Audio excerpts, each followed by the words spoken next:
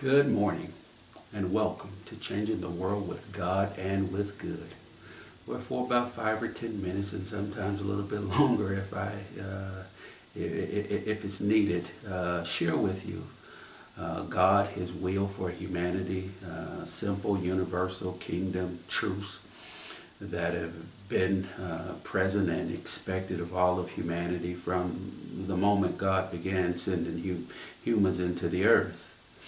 And I share these truths with you, and again, they're universal truths, which means that they're meant to apply to all of humanity, whether you are black, white, Hispanic, whether you are Christian, Muslim, Jew, whether you are Palestinian, whether you're American or Middle Eastern, whether you're male or female, young or old. Which is why the words that I speak are spoken without religious bias, ethnic bias, national bias, gender bias, or political bias. And for just a moment on this Friday morning, I want to talk from the subject, praying in the Spirit. Praying in the Spirit. And I want to talk from this particular subject because I want to help someone out there to get into a place where you pray and you find yourself being what God would desire for you to be. Praying the way and in the will of God. Being in the will of God. And so many of us think when we hear the term praying in the Spirit that it means praying in a strange language or in a unknown tongue. And we just run with the idea that I'm praying in the Spirit when I'm praying using a language or a tongue that is unrecognizable by others.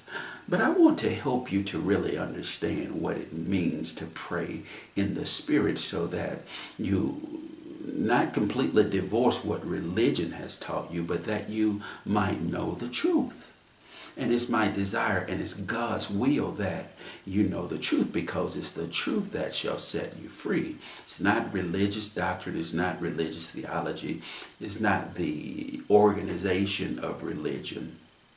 But it's the truth that shall set you free. And I want you to know what praying in the Spirit is really about. And I'm here to tell you, beloved, that it's really about praying for growth, praying for maturity, praying for improvement. Praying in the Spirit is about realizing that the Spirit is willing, but that the flesh is weak. So when you pray in the flesh, it's about praying, give me. It's about things externally. But when you're praying in the Spirit, it's about praying for things internally. Again, realizing that the Spirit is willing, but the flesh is weak to do and to have everything according to the flesh by any means necessary. But you'll find that your spirit, this is why people talk about their conscience or, a sixth sense or all those things, that still small voice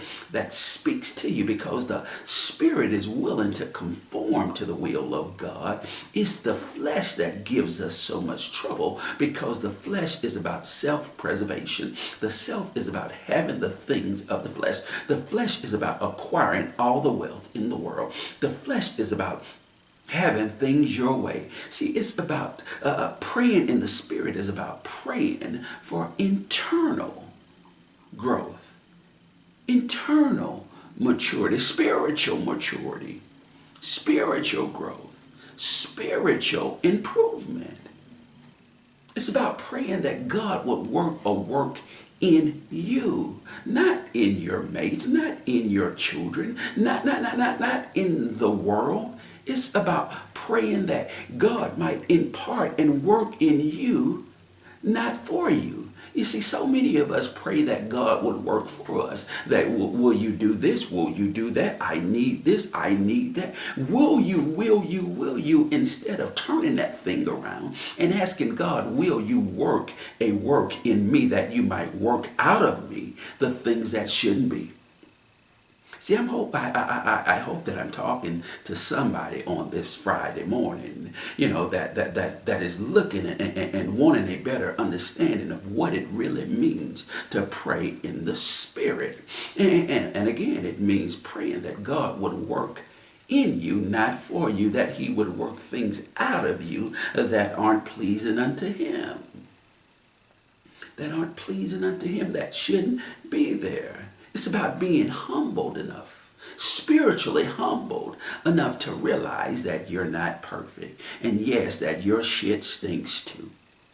It's about understanding that there's some things that God needs to work out of me because they're not like him. They don't represent, embodying the universal kingdom characteristics of good. It's about praying that his will be done in you.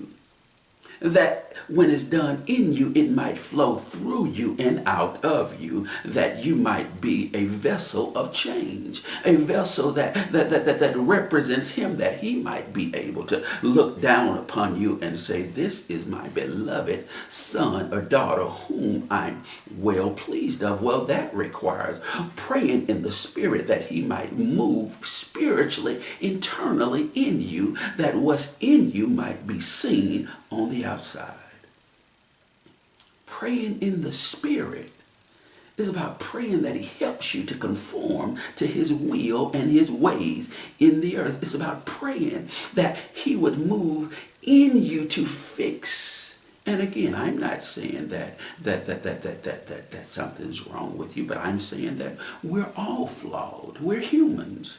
He that is among us that's perfect, let him cast the first stone. And that's often the problem in homes, in our jobs, in this earth.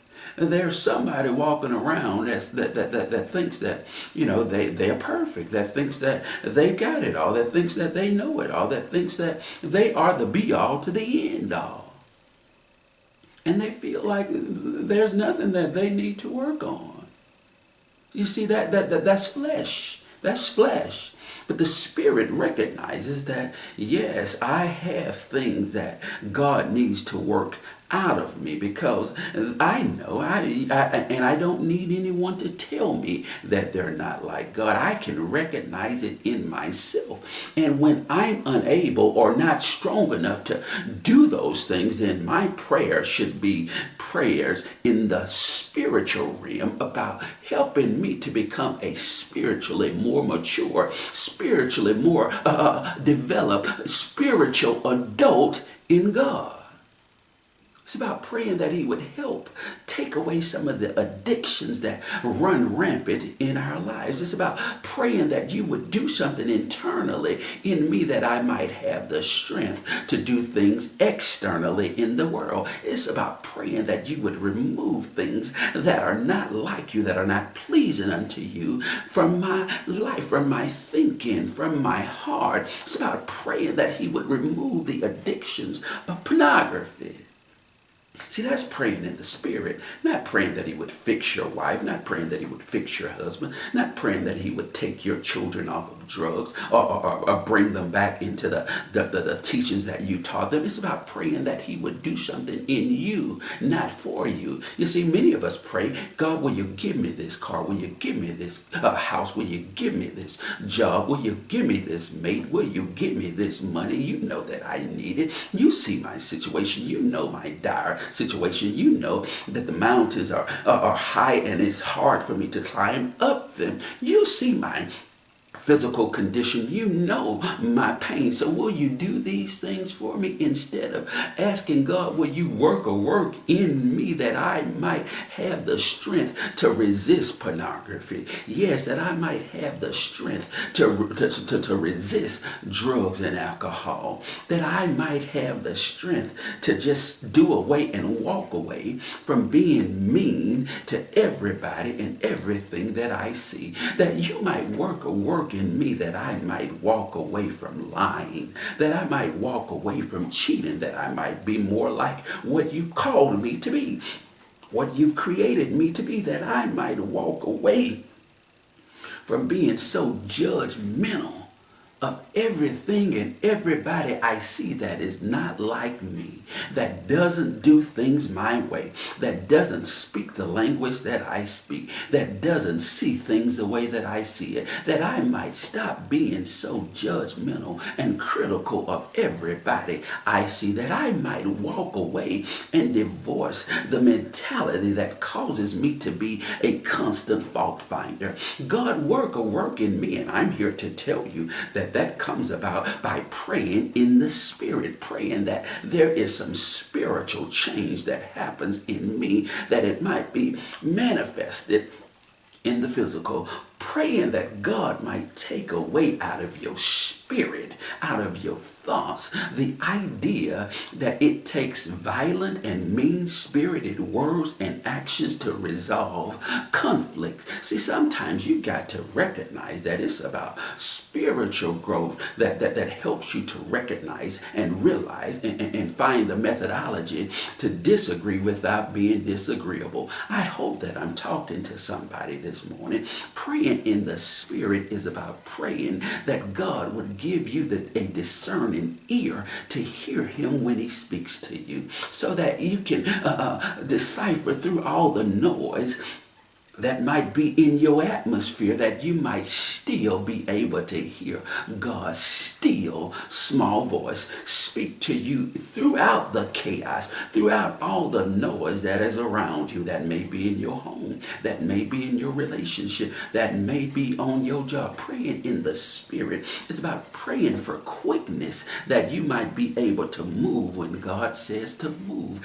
It's about praying that you might even learn how to be still and to be quiet when he says to you, be still and to be quiet. It's about praying for spiritual change. You see, because you've got to realize that things happen spiritually before they ever manifest themselves in the physical. So praying in the Spirit is representative of praying for internal change. That internal change in you might help you and cause you to produce an external change, external harvest in the earth that works and moves to change the world for God and for good. I thank you for tuning in on this Friday morning. I hope that the words that God has given me to share with you truly bless you and help you to, one, understand what it means to pray in the Spirit, and two, begin to pray in the Spirit that you might become better, that you might grow, that you might become mature in the will and the ways of God. I love you, and until next time, goodbye.